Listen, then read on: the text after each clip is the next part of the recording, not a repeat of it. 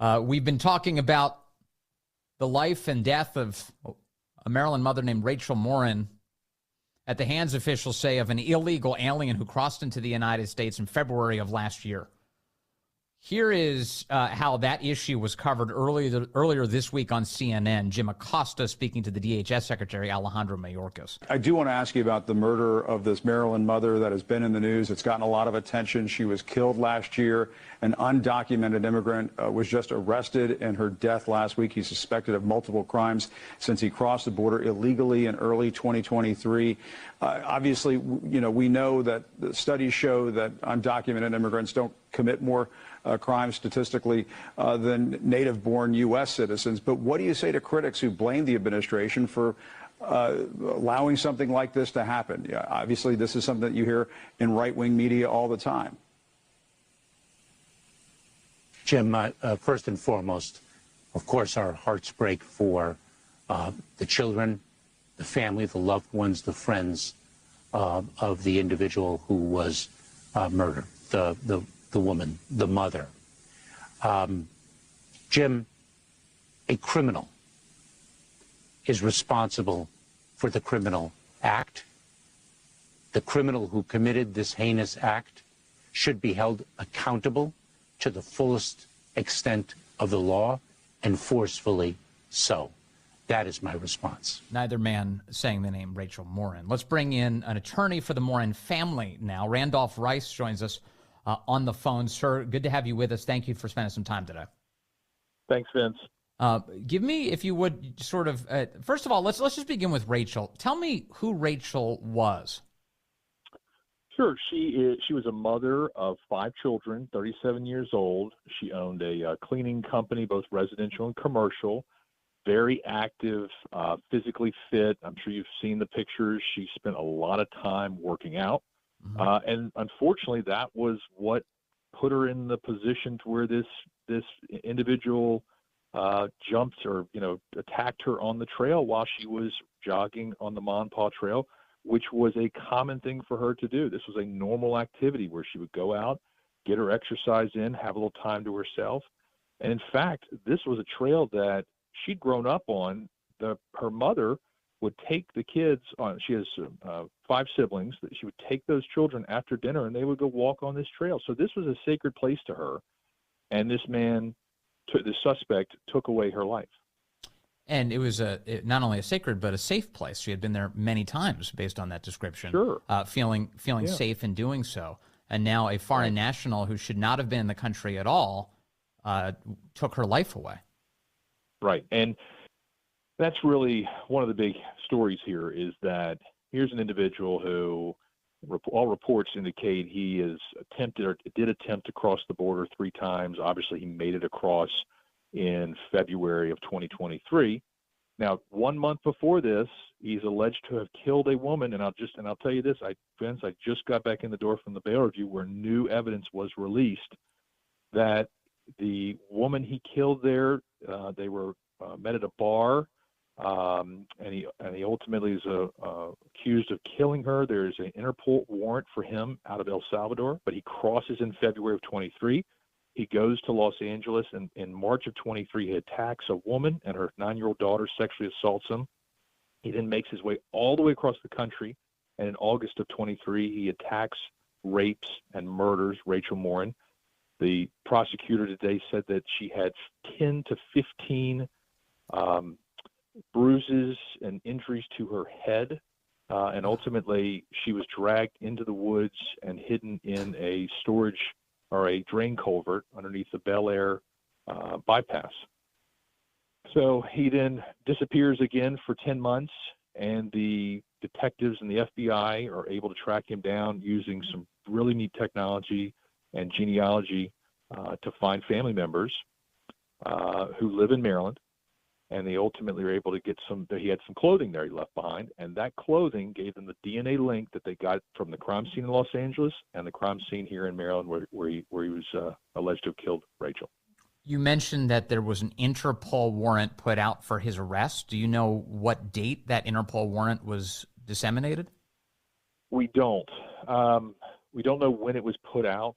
So certainly that would have been something very helpful had ICE contacted him at the border and said, wait a second, we see you have an Interpol warrant out of El Salvador. We're not going to let you into this country. But he was, from what reports I've read, he was stopped at least 3 times and turned back or sent back across the border out of America. It is a nightmare that this occurred. How does the family process the reality that the Biden administration took this man into custody and then released him into the United States? I think that they are just beside themselves that this was preventable. I mean, and Republican, Democrat, it doesn't matter. This is an American problem that Americans should be able to fix, and we are just hemorrhaging at the southern border, and Washington is arguing over what color Band-Aid to put on this flow, and instead they should be applying a tourniquet and stopping this stream of individuals, some of which obviously are committing crimes, the fentanyl, the human trafficking, the individuals that obviously have Interpol warrants out of El Salvador. They should be stopped. You know, you're right that they should apply a tourniquet to the gushing border. But I think one of the realities here, unfortunately, is that the Biden administration is responsible for slicing it open. You have Alejandro Mayorkas, who I just played a clip from him on CNN earlier this week, who wouldn't say the name Rachel Morin. I'm not certain he even knew it as he was doing that interview. But the truth is, this is a guy who has announced that illegal entry into the country alone is not a basis for deportation, and has really brought this border into chaos. When you hear him talking like he did earlier this week on CNN, what did you think? Well, I know Patty was just distraught over it because they couldn't identify Rachel as a person. She was just an individual. She was just a thing. It wasn't somebody. It wasn't an American. It wasn't a citizen here trying to go and enjoy her run on a trail. It was just a statistic almost to them. And I can tell you that there has been no contact from the Biden administration to the Rachel Morin family. Our office has heard nothing. But Patty Morin, who is Rachel's mother, out of the blue receives a phone call from President Trump wishing, offering condolences, talking about Rachel. Nothing political in the conversation, lasted 20 minutes, asked about Rachel, asked about, her background, the family, how they're doing. And that meant a lot to Patty because, as she said, somebody who has some power and is important, cared, knew her name, and wanted to know about Rachel. Yeah, it's a big deal. Has the family sought any information from DHS about the release of Rachel Morin's killer? Are you looking for contact with the federal government at all on this subject? We have not, and I got to tell you, Vince, they really have just been processing the fact that he got arrested Friday night. Yes. We just had the bail review all of an hour and a half ago. Judge Miller in Harford County issued no bail, the defendant to be held without bail, citing public safety and obviously flight risk. We learned a little bit more about him. He's 23. He's got a 3-year-old daughter. We don't know where the daughter is. So a little more information is coming out about this man. Yes. But it's going to be a long road for the Morins. It really is, because this is day one, and this is the first time that Patty and the family saw this man. Now, granted, it was by Zoom, so it wasn't face-to-face, but they got to look at this man in a black and white striped jumpsuit, handcuffed in the Harford County Detention Center, and see the man who is alleged to have killed their daughter. So there's some details today, also during the court hearing, where we're finding out that he stayed near the scene of the crime for some time, that he didn't seem that worried about the crime and then being caught in the area? Well, he had been staying with his family in Maryland. We don't know the exact details of where they were living, but we do know that he was with his family and left sometime in May 2024 and traveled to Tulsa, Oklahoma, where they ultimately found him. So the police were right after that time he left. They arrived and were able to interview the family members, glean. Remember, we had DNA, we had the doorbell camera, but we didn't have a name. And the detectives were then able to glean the name from that investigation with the family which then put them on the scent to Tulsa, which led the FBI to grabbing him at the bar last Friday night. What kind of consequences is he looking at as a result of these charges? Sure. So he's facing 6 charges right now: first and second degree murder, first and second degree rape, first and second degree assault. The first degree murder and first degree rape both carry a life sentence.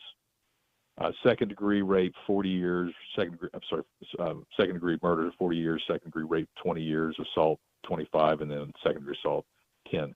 The worst is life without parole.